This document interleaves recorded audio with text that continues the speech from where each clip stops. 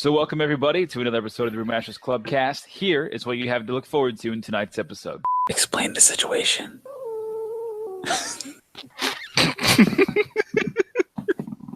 Ryan, you can't talk, neither can Donnie. So I will do all the talking for all three of us.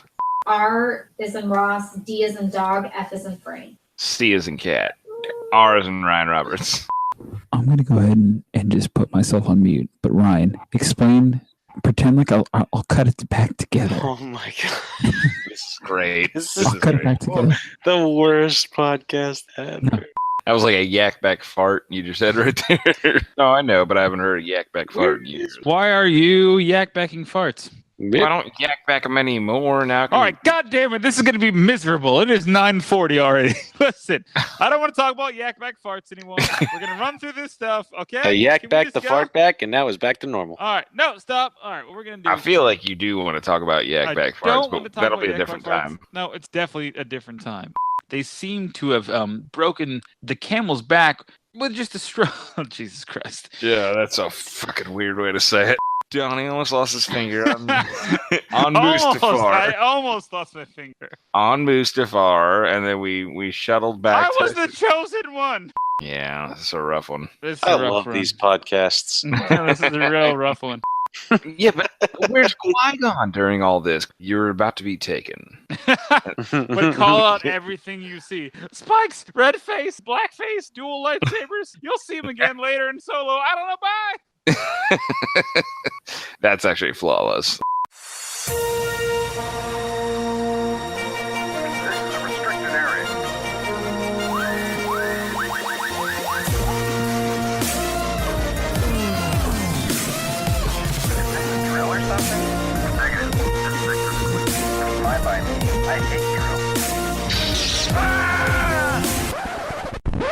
You crazy mother.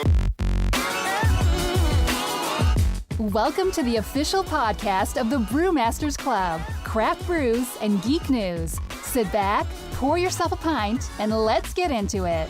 Now here's the founder of the Brewmasters Club and your host, Donnie Gallagher. Welcome, craft beer. My name is Donnie. I am joined this evening on a very special podcast, episode 79, boys, of the official Brewmasters Club podcast here, Craft Brews and Geek News. We talk about national stories, local flavors, and our favorite geeky nuggets of pop culture. Who else could possibly talk about these spicy nugs but Ryan, the Louse Man, and myself? Brood Boy, how are you feeling this evening? It's about time, Donnie. I feel fantastic. How are you? I'm there, man. I'm surviving. We're having a midlife crisis here with some Technical work situation. difficulties. Well, not really technical. They're not technical difficulties. We are making it work. I'm just running around the house with an iPhone trying to record a podcast, so that's all good. That's technically difficult, Donnie. It would be for the regular man, but for the modern man, such as me, I'm good to go. All right. Mr. Louseman, how are you this evening? I was about to say, speaking of the layman, I'm doing good, man. Just I'm excited about the show.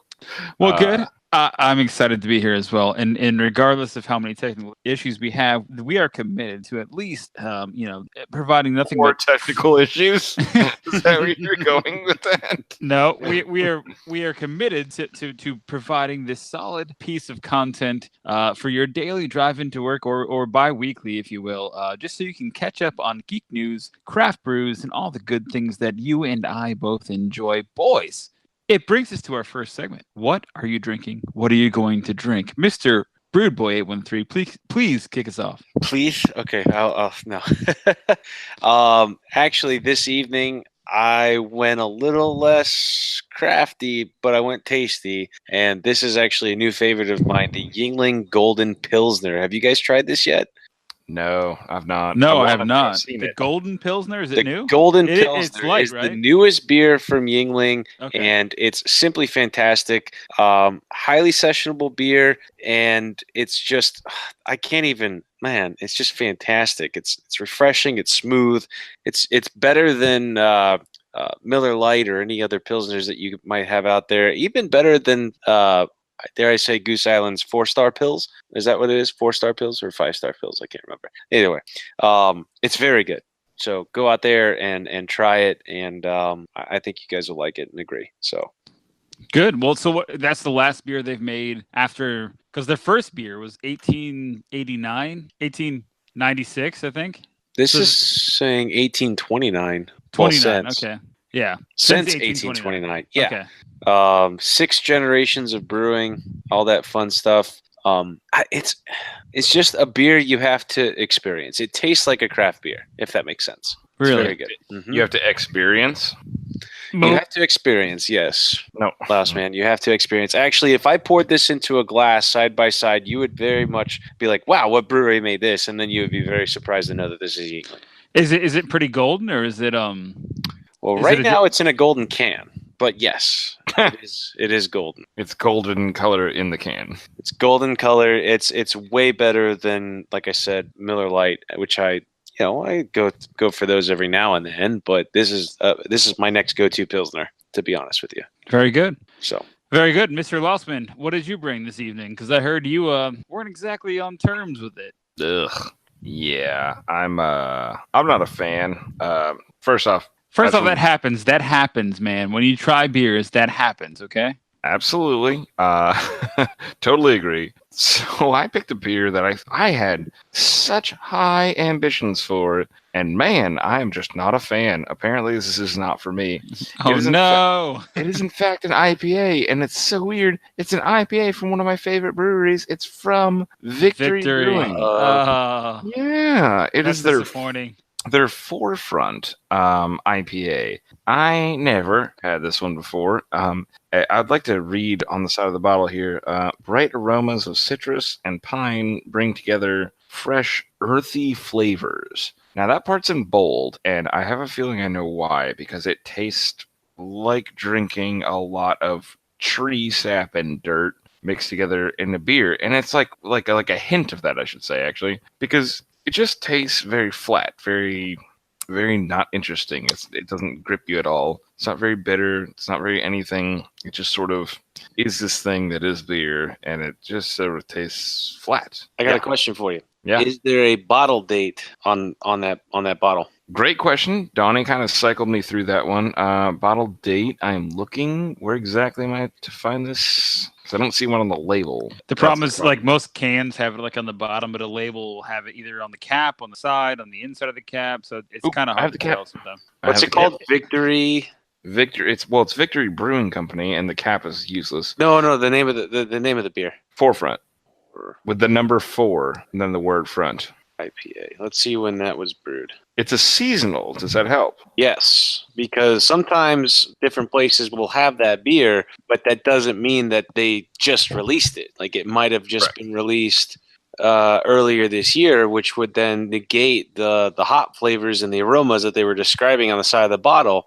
Go ahead, Donnie. I was going to say, or like in the case of last year's Shipyard Pumpkinhead, they were selling the missing Shipyard Pumpkinhead. well, they were selling Shipyard Pumpkinhead in 2018 or 2017, excuse me. That was brewed and should have been expired by the end of 2016. Ooh. So I mean, like, that could very well happen to a beer now, just because, like, oh yeah, you go to Johnny's liquor store, you can have it for 10% off. It's fine. What's it called?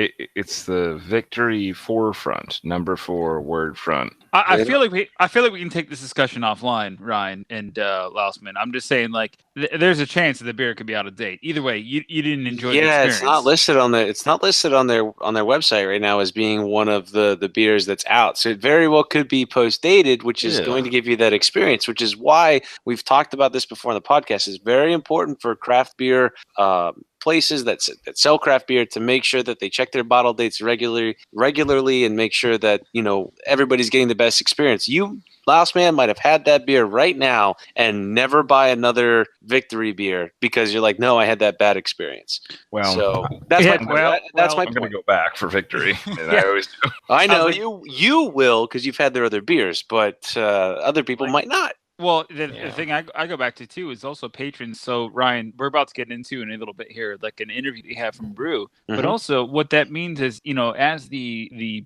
place that's, and maybe people out there listening can either illustrate this message to where they buy their beer or illustrate this message to a local brewery.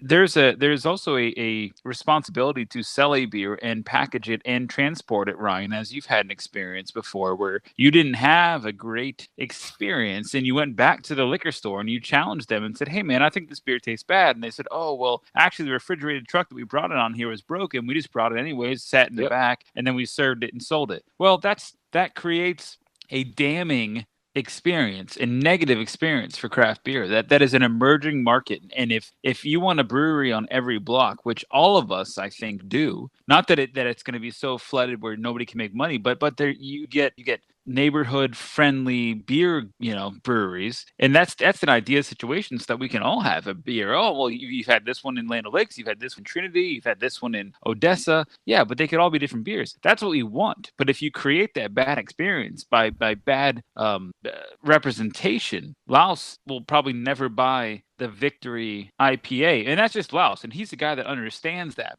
But figure out Johnny A-hole that's just going to the liquor store and buying a 6-pack of beer. He'll probably never bring that again. So Agreed.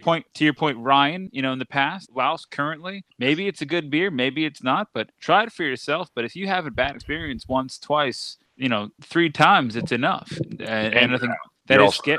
Yeah, that's scary. And to that point, Donnie, this beer has not been brewed since September of 2017. So that beer, Last Man, that you're drinking is a year old. It could be. You don't know that. You don't know that. Well, no, because I'm looking on Victory's website right now, and but if you can't source the sell by or the produce dot, it puts a bad, no pun intended, it puts a bad taste in your mouth, and that could deter, like Donnie was saying, that could deter you from ever trying that beer again. So we should try that beer again just to give it its due just, because it's probably a fantastic beer when it's fresh off the tap. Maybe, but as good beer stewards and good beer, people that sell it, we need to be cognizant of that. Yep. So that's all. All right. Yep. Anyways, we are wasting way too much time. I drank the Crooked Thumb, the Shade Tree IPA, which was a great beer. I just liked it because it was flow grown, if you will, here in the state of Florida. It's tangy, it's zippy, it's got a couple interesting spices to it. It is a good tasting IPA. It's not overly powerful or overly hoppy. It does kind of have a dry connotation to it. 7.5%. I really liked it. The real beer I wanted to talk to you guys about tonight was this one. I also tried, and I got this for my wife. This is the Boulevard Tropical IPA, and it's actually more of a pale ale. It's a pale ale. Tropical pale ale. I apologize. It's the Boulevard Brewing Company Tropical Pale Ale, and it's brewed with grapefruit and passion fruit. So it drinks like a sour, but it tastes like a pale ale. Or I'm sorry, other way around. Tastes like a pale ale, but drinks like a sour. Wait, that's the same way I said it. Either way, It's very sour, but it's very drinkable is what I like about it. There's a lot of sours I can't drink one after another. But this one I actually was able to, and it's very refreshing. It's very light. It's tart, but it's not undrinkable, which I find with a lot of sours. I have 1 or 2, and I'm like, wow, that's really tart. But this is very good. Some of them, you take one sip, and it's like instantly 1,000 warheads in your mouth. That's... I had one of those beers tonight myself, and I was like, whoa, and then it went away. But yeah, that's the problem. Sometimes with sours, they're almost too puckery in the back of the throat there. And transversely, I've had 1,000 warheads in my mouth. Not a good idea. It could happen. That's. Did you chase it with a pail? I don't even know. I just spit them all out into a parking lot. Okay. Well, that sounds intense. Did you at least make any money? I mean, the warhead people did. At the end of the day, what I'm trying to get at is this is a pale ale. If you're not sure if you like sours, if you're not sure if you like pale ales, or maybe you do like a framboise, but you don't like regular beer, this is a good drinkable pale ale that also gives you some of the attributes of the grapefruit, the passion berry or the passion fruit, the some of those sour attributes that you don't get from a normal sour beer or normal pale ale. So I highly suggest it if you're one that's like trying to try things out and just enjoy it. So that's it. But boys, we got to run around. We are moving fast. So Ryan, we alluded to it a little bit ago. you went out to Brew tonight for their first ever Bottle Share Club. Before we get into the story, any quick highlights on what this event was? Yeah, so this was Brews. They're celebrating their entire week for their 1 year anniversary, and man, oh man, they did not disappoint. So it was a bottle share. Anybody that's been to a bottle share before, you know what it's like. We had a $3, excuse me, Scotch ale that came in at 8.6%. It was called the Wee Heavy. We had a Rustic Migration, which is a dry hopped mixed culture saison. We had the Bourbon Barrel GBS from Hardywood, the Citronus from excuse me for forgetting the name. It was a big double IPA from Calusa. We had a OFYMD. It was a coffee blonde ale, or no, excuse me, wrong one there. Imperial Stout, my bad, from Evil Twin Brewing. It was just so many different beers. It was rapid fire. We were all just sitting around the bar having a good time. The beer tenders were pouring it and just really reminiscing about life and fun and camaraderie that we've had there at Brew for the last year. So it was a really, really neat experience. Tell us a little bit more about it, Ryan. So, my gosh, I cannot believe that it has been 1 year since Brew has opened their doors, and we have been there, ladies and gentlemen, since day one. Tonight, actually, this whole week, they've been doing all sorts of festivities. They were open on a Monday, for not only football, but also for a really special release that they had, the 2016 Grand Cru from Barrel of Monks, which was amazing. And then tonight was a bottle share, and we caught up with Christian during the bottle share. I think about 12 beers deep. There was a bunch of different beers. Actually, I'm going to read you some of those beers right now because they were incredible. Let me go to my thing here. And okay, so we had a Dogfish Head 120 IPA that was literally 5 years old, but it was perfect. Little bit of hops remaining, but that's okay. And then let's see, what else did we have here? We had the KBS, a flavored stout from Founders. We also had, last man, Donnie, have you guys ever had the I don't even know how to say it. Product of Belgium, barrel aged Cuvée des Jacobina? Last man? I can personally say no. Looking at a picture of it, doesn't help. I've definitely never seen that one before. Go ahead. I just, before we get too far off of it, you said there was the Dogfish Head that was aged for 5 years. 5 years, brother. 5 years at least. The guy said, he's like, I lost track how many years it's been in my fridge. Well, I've done that before, actually, a time or two. Usually it's just spaghetti. Yeah. How long has this been in here? I play the dicey spaghetti game every once in a while, but as far as that went, bro, oh my God, I have never had such a smoothie, smooth boozy beer with like the slightest remnants of hops. I mean, it was fantastic. Really? Probably, oh my God, absolutely. And how much of it did he have? Like who 2 sits bottles. there and goes, okay, well, just the 2 then. I was about to say, Yeah. I've heard of a gentleman who buys one of every like new car model and just says, well, this will be worth something someday, but never with beer. Well, you're really typically only supposed to age that one a year. Like, yeah, I can actually still taste the 120 over any of the other beers that I've had. And I've had the Bourbon County 2016 coffee. If you've ever had that, I've had a couple of IPAs. The sour that I just showed you. I mean, I can still literally taste that beer. But my favorite of the evening was called Rustic Migration, a dry hopped mixed culture saison from it was a something Flora plus La Serene Brewing. And the bottle was absolutely incredible, but the beer was even better, aged like 2 years. It was so good. So the bottle share brew was fantastic. And then, like I said, I caught up with Christian before I left and, asked him a couple questions about how it was going his first year, how excited they were for what's to come. And I just want to play that now if you boys are ready to hear it. I'm good with it. All right. Queuing it up right now. All right, everybody. Welcome to the podcast, Craft Brews and Geek News. I am here with Christian, the founder of Brew, alongside his wife. She's not here, but Christian is. And Christian, you guys are coming up on your first year anniversary. And how do you guys feel coming from where you were, where you are now? What's it like? What's the story? It's been a crazy first year. It's been a lot of fun. It's hard to believe that an entire year has gone by. We're really excited about doing our Growloween event this weekend again. But we've just been so happy and blessed to kind of be a part of this. The beer community here has been amazing to us. Our customers have been phenomenal. I don't think we could have ever asked for the group of customers we have, the loyalty that they've provided. And honestly, all the help that we've gotten from some of the brewers. I mean, whether it's Tampa Bay Brewing Company, 610, Escape, a handful of the other local ones around this area, the distributors, it's been such a cool learning experience and a fun ride along the way.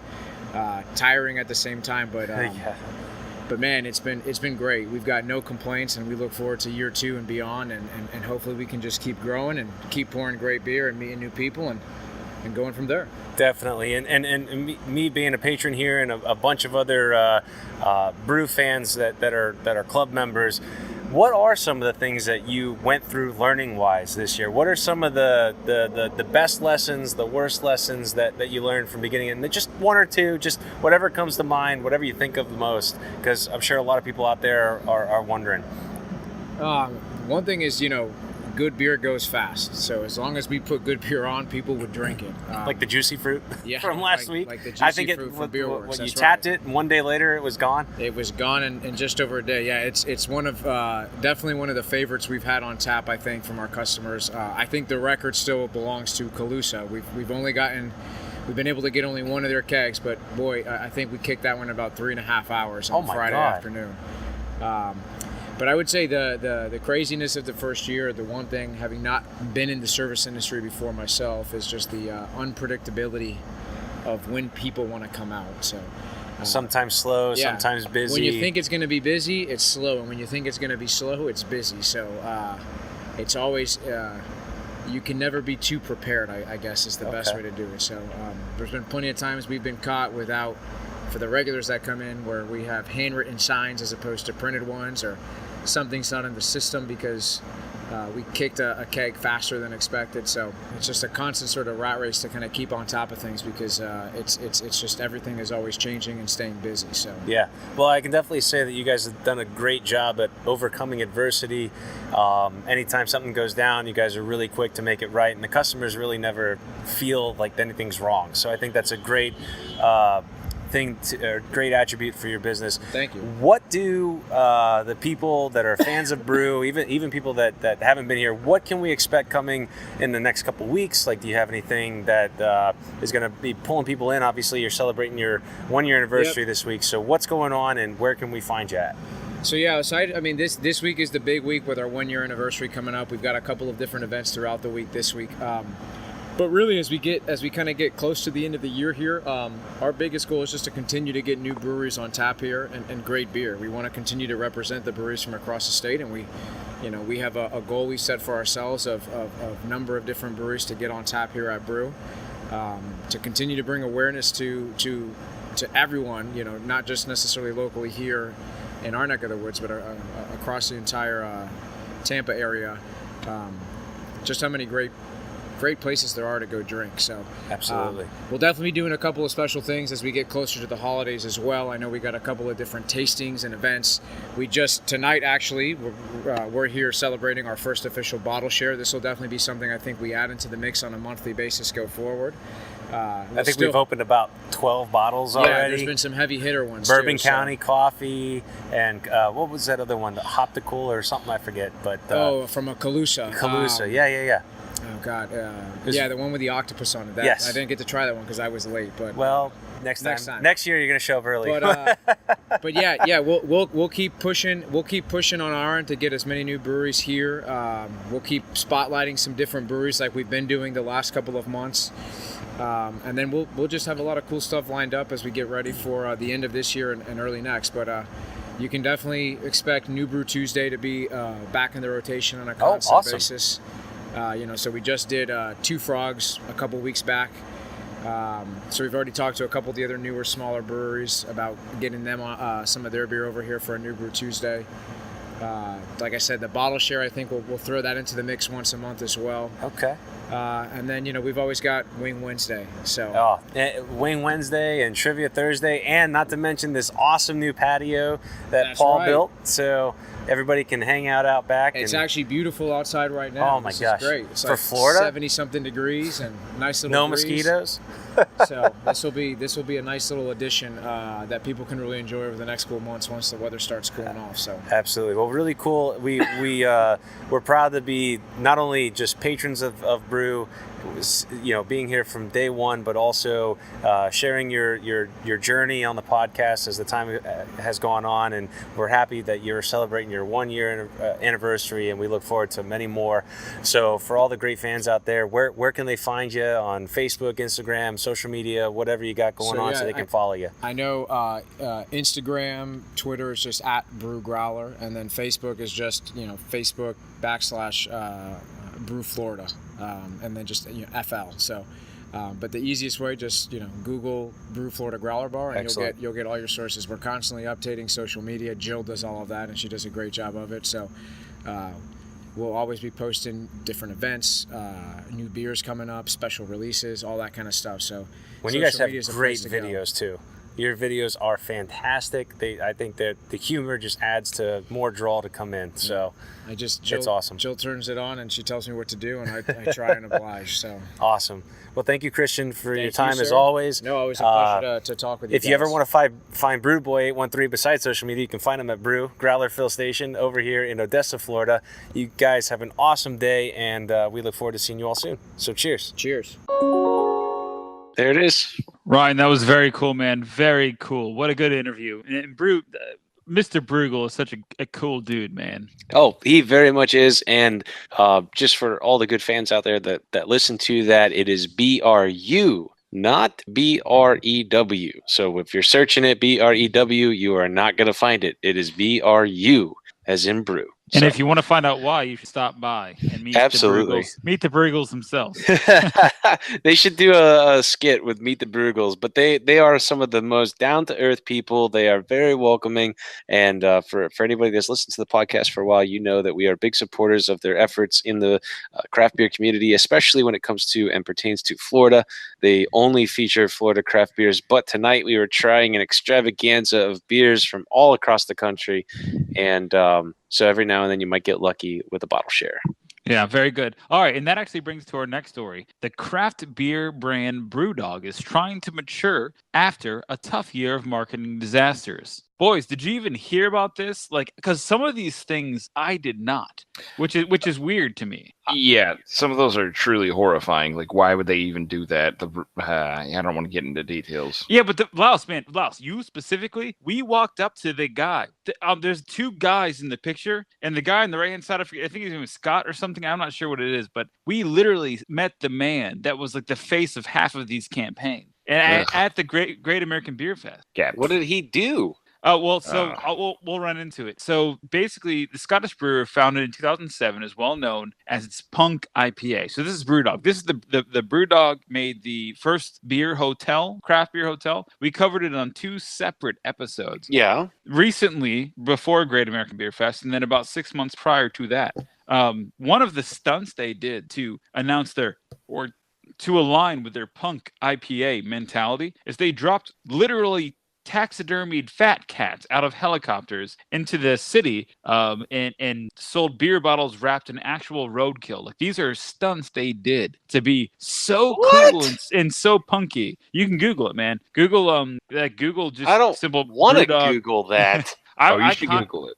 I kind of do want like a roadkill wrapped beer just because it's cool, but they would also troll brands like Foster's, and they would do all sorts of stuff that really messed up the industry disruptively. But in 2018, they seem to have broken the camel's back with just a straw. Oh, Jesus Christ. Yeah, that's a fucking weird way to say it. I don't want to say it like that. What I'm going to say is in 2018, they really seemed to F up. That's but all just a straw. But let's start in March. So basically, to raise awareness for their wage gap and the sexist marketing techniques, Brewdog actually released a pink IPA. Sounds great. They dubbed it "Beer for Girls." Okay, that's I guess in a step in the right direction. But they sold it as in a pink bottle, and they labeled it it was only a discount for people who came in identified as female. Some of the proceeds were going to charity. Sounds really good, except that it doesn't sound really good. It sounds kind of good on paper from a marketing perspective, but then it completely backfired on them, and people on Twitter totally like called them out because it basically dabbled in sexist tropes, and it was trying to critique. They rolled it that also the fact that it was beer for women and it was in a pink can also kind of appealed to children, which totally backfired on them completely in that aspect. Then in August of this same year, Brewdog launched an on-demand streaming service, which it promoted by creating a parody porn website. Oh my God. Confused as to why this has anything to do with beer? Well, we all were. It was taken down after just a day, following a social media backlash that labeling it sexist, and juvenile. One Twitter user wrote that they were embarrassed to be a Brewdog shareholder. Brewdog has spent basically the entire time since August, like 2 months ago, swearing that they were going to focus more on beer and less on these stunts. But then again, in September, somehow the U.S. brewery it's the U.S. from the U.S. Their U.S. actual Brewdog brewery released a press release that said free beers in Brewdog bars to the British supporters of Donald Trump, which also was immediately taken down because it was apparently put out by a rogue employee of the brewery's PR agency, which not only messed them up again, but totally sent them in a downstream kind of progression. So I mean, I don't know what to do about these guys. We saw them. They had the same size booth that Big Storm had, a Great American Beer Fest. So are they a $112 million company? Yes, they are. Are they a craft beer company? I don't know. Are they someone that we should really be that worried about? I'm not sure. But they have 100,000 investors today, and they've been putting out this craft beer punk anti-establishment kind of vibe from day one, and they've really messed up over the last year. So, boys, I just wanted to bring it up to get your thoughts on it. I mean, my first thought, Donnie, is that sometimes risky things like this get people talking if maybe they're not talking enough, and then especially on social media, I don't know if people's opinions based on their reactions to what's posted are as important as how many people are actually commenting on it, which fuels the flame. And I mean, you're more the marketing guy than I am, but sometimes bad news or bad situations can work in the benefit. I mean, they still have good beer, but sometimes it doesn't. And no, okay, yeah. So maybe I'm completely wrong, but I always thought whatever gets the buzz going, and then maybe they hit one or two good things. But this just sounds like a terrible fiasco. You got dead cats with beer falling out of the sky. Raining from the sky. Yeah, you could kill somebody. Jesus Christ. So it was you got to draw the line. It was like taxidermy cats, where like they were cats that were obvious. I don't know if they used dead cats or just like stuffed animal cats. Taxidermy cats are dead cats. The play was that it was fat cats. They were throwing fat cats out of helicopters. I get it. It's fat cats. But I think it was literally just stuffed animals. The taxidermy beer is just another play to say, hey, look how cool and crazy and weird we are. We're gonna take a dead raccoon and put a beer in it and sell it to you for whatever. Like, I get that. You want to do that? Just find a bunch of punk skateboarders to skateboard around town with your beer in a backpack and give it away to people on the side of the street. That's more beneficial. Or a live raccoon. You could do that. I see that. Live raccoons would be cool. Pretty solid. Maybe squirrels. They don't need to be trained. It's fine. No, they just run around all day with beers dangling off the back of them. All right, that's a fun. I get it, but who's coming up with this stuff and who approves it? I mean, that's the better question. Who approves them to do this? What? I can't hear you.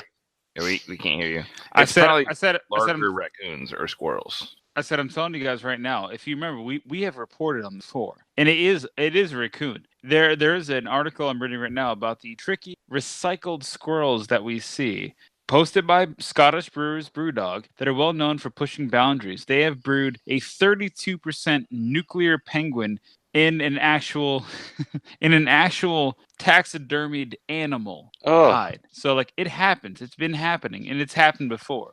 It just happens. That's part of their mantra, but it's a stunt.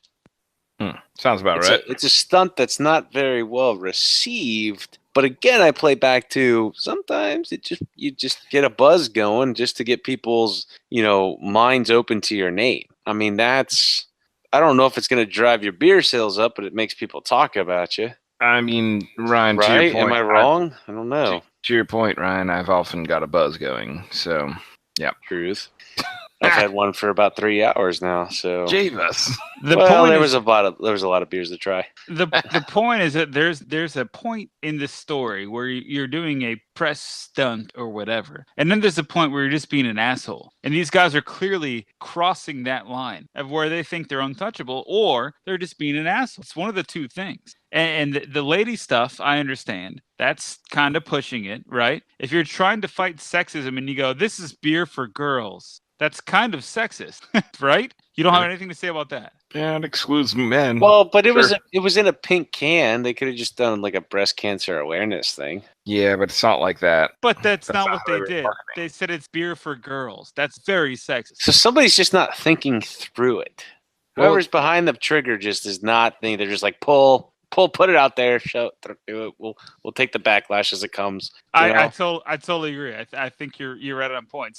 Their marketing department's like, "Hey, we're untouchable. Our brand is Hunk IPA, bitch. Like, what are you gonna do about it? We're just so punky." Like, shut up. They're all just getting drunk behind the scenes and like, "Fuck it, let's do it." I mean, they were trying to be this loosey goosey. The thing is, they did launch their streaming service, I think, late last year, like we said. I just don't know if that's going to bankrupt them or if it's going to be their shitty marketing for 2018 that will bankrupt them. But something there, it's going to shake out somewhere. I just don't know where it is yet. So. Here's a tip for them: follow Arby's social media. They are fantastic. For anybody out there, follow social media for Arby's, and you will see why. They're just the best.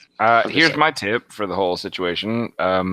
Probably don't use the term shakeout and some sort of pornography. And nothing ever taxidermied is ever a good idea, especially when dropping it down on people. Don't ever do that. No, you're confusing the two stories again. Like they sold a taxidermy. It sounds like they're confusing their own stories. I don't know. They dropped stuffed animals out of a helicopter.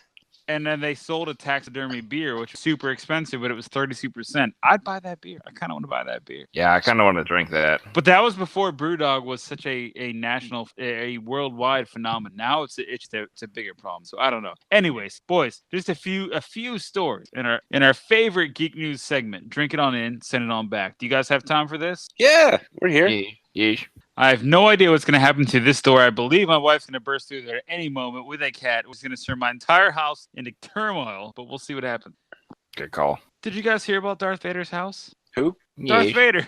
Darth Vader's house. No. Basically, we have what? Darth Vader's house. We have two stories. Essentially, if you saw Darth Vader's house in the Rogue One, he actually had it look like more of a tuning fork. And if you notice, you didn't really figure out or ask why or have any kind of answer as why. But what it was turned out through from the Darth Vader comic book number 22 that just was released yesterday. It's actually a tuning fork to the dead, so he can touch base with Queen Amidala, or Padme, if you will.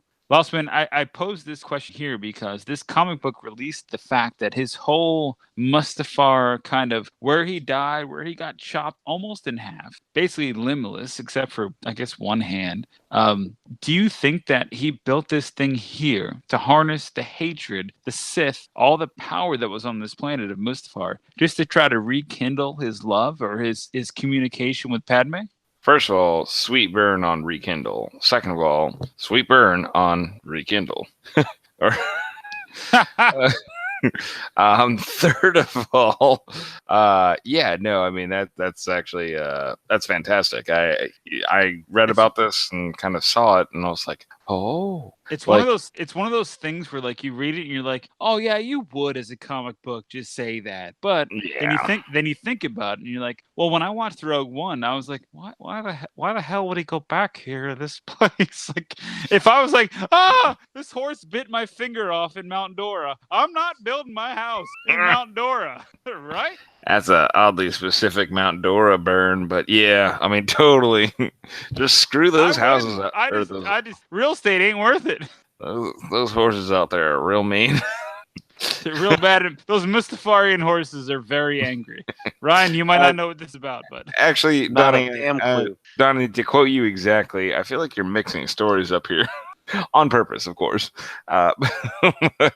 Please explain.